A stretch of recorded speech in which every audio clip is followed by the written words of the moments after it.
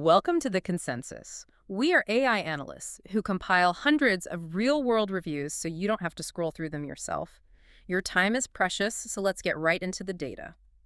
Today we're doing a deep dive on the PlayStation 5 Pro. It landed exactly 1 year ago with this huge singular promise. To finally solve that eternal console dilemma. Exactly. That choice you always have to make between fidelity, the best graphics, ray tracing, all the visual bells and whistles and performance. With smooth, locked 60 frames per second. So our mission for this deep dive is to figure out if the Pro actually delivered on that 4K 60 promise, or if, the reality of this premium machine is a lot more complicated. And frankly, a lot more expensive than the marketing led us to believe. It's an absolutely complex picture, and one that is riddled with a lot of technical caveats. Well, let's start with the hype then, because when this was announced, it sounded like an absolute monster, a technical juggernaut. On paper it was. The architectural jump was massive. Okay, let's unpack that, because the raw numbers were staggering.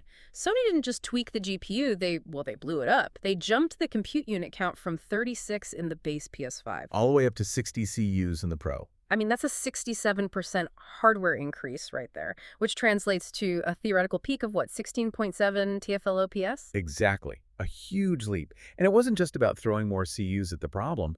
They made these really crucial, often overlooked architectural improvements. Like the system memory. Right. A significant 28% bandwidth increase.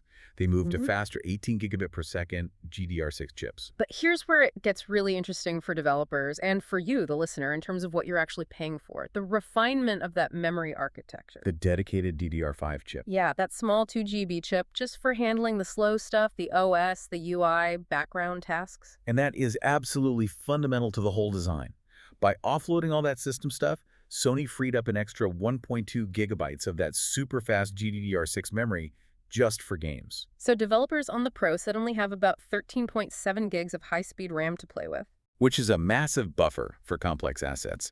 We're talking high-fidelity light maps, huge AK tester sheets, all those resource-heavy ray tracing structures.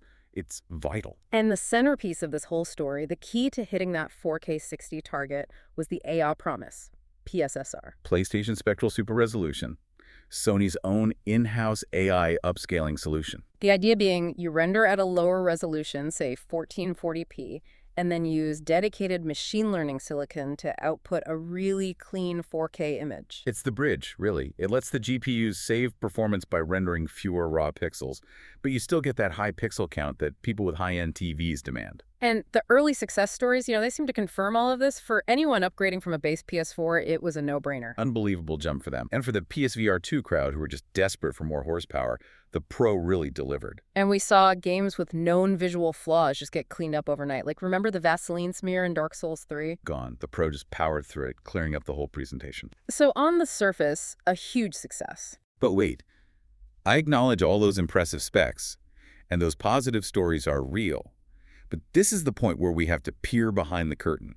I dug into the Reddit threads, the user reports, and we need to talk about the hidden costs and the technical compromises. I was wondering when the reality check would hit. You were sounding like an official press release there for a minute. Well, I deal in realities, and the reality starts with the price. The Pro launched at $699.99 for the base model. Which quickly gets close to $800 once you add the disk drive and the stand. Right, so that's a steep 60% price premium over the PS5 Slim. But here's the kicker. The actual real-world performance increase. Analysts put it at only around 30 to 45%. But hold on, isn't a 45% gain still massive for a mid-gen refresh? I mean, the PS4 Pro didn't see jumps like that. Maybe the cost is justified if you want that high refresh ray tracing. It would be, if that performance jump was guaranteed across the board. But this brings us to the biggest issue, the one that really undermines that whole future-proofing goal. The bottleneck. The bottleneck reality. Sony stuck with the same 8-core Zen 2 CPU from the launch PS5. And yes, they gave it a 10% clock boost in Pro mode, but fundamentally it's still based on tech that's several years old now. So what's a practical consequence for someone playing a game? What does that mean? It means the Pro is going to be fundamentally CPU-bound in future games. Anything with complex physics, huge open worlds, sophisticated AI. It doesn't matter how powerful your GPU is. If the CPU can only calculate 30 frames worth of physics per second, your frame rate is locked at 30. So that massive GPU advantage just evaporates. It's just sitting there idle, waiting for the CPU to catch up. Exactly. And this has led to this widespread concern in the community that huge CPU-heavy games, like GTA VI, for example, might still be stuck at 30 frames per second on the Pro. The same as the base PS5. Wow.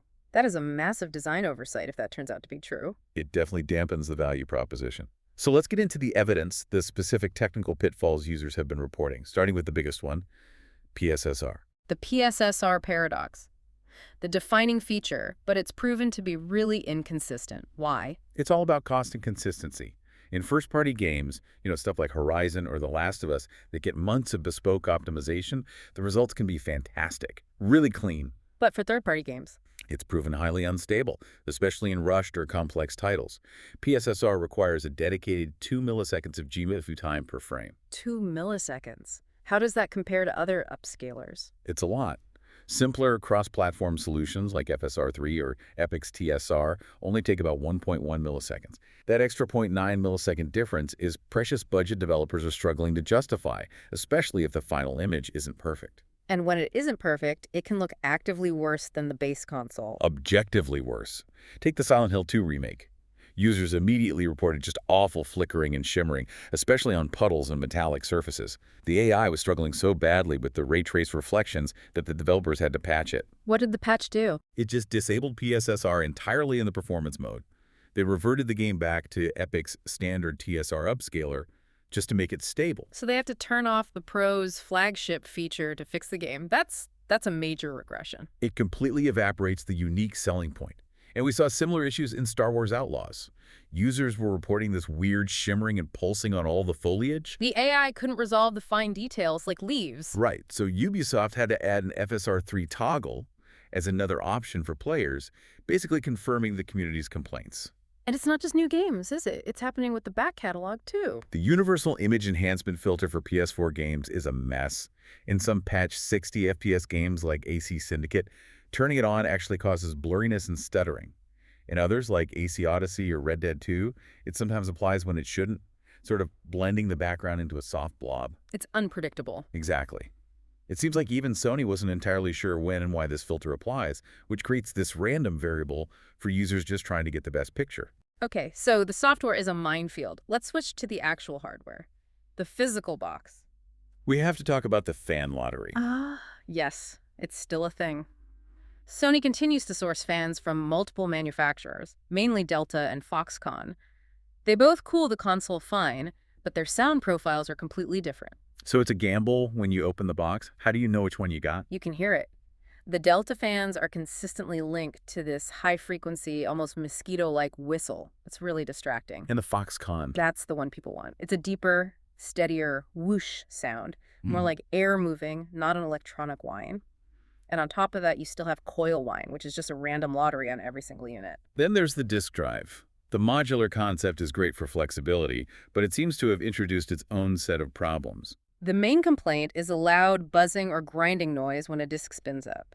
Because the drive isn't bolted to the frame, it just clips in. The vibrations from the disk spinning at 5,000 RPM resonate through the whole chassis. And people are resorting to DIY fixes for this. Yeah. Oh yeah. The most common one is literally stuffing small pieces of rubber padding or even folded paper under the console stand to dampen the vibrations. You shouldn't have to do that on an $800 premium machine. You shouldn't. And we can't ignore the DRM part of it either. That one-time internet connection you need just to pair the drive to your console. Which is a huge red flag for digital preservationists. If those authentication servers ever go down decades from now. Your disk drive becomes a paperweight.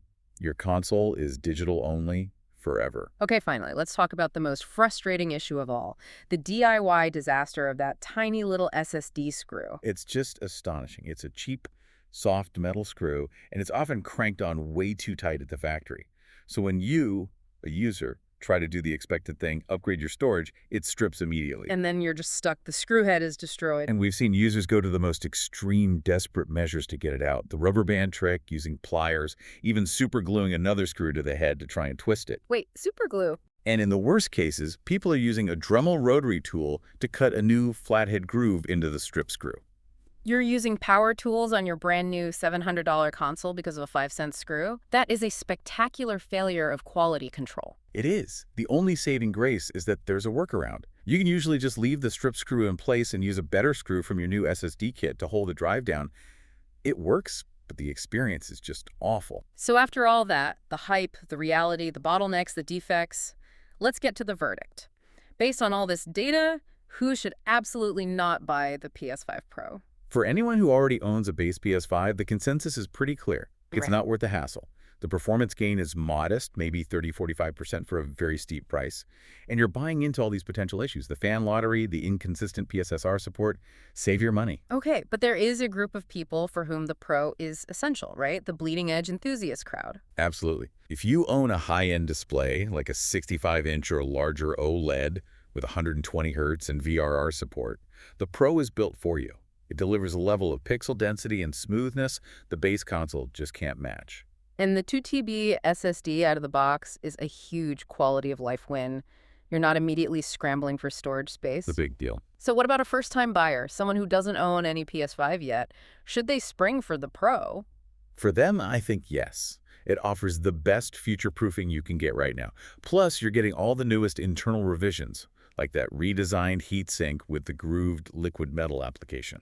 That's a big deal for long-term reliability, preventing that liquid metal from migrating. Right. It's designed for longevity. Which brings us to a final provocative thought for you to mull over. Despite all these efforts to ensure longevity, the ultimate trade-off for this high-end machine might be its long-term repairability. Exactly. The main storage, the NAND chips, are soldered directly to the motherboard. If that storage fails years down the road, which is a common point of failure, the average person can't fix it. Unlike older consoles where you could just swap out a hard drive. Precisely. Yeah. The Pro gives you peak performance today, but it's built on a foundation of proprietary hardware that really limits its lifespan for collectors and tinkerers in the far future. Bottom line, if you are considering buying this, please use the link below or scan the QR code on your screen. That ensures you get the correct version with the best value and price and avoids the knockoffs.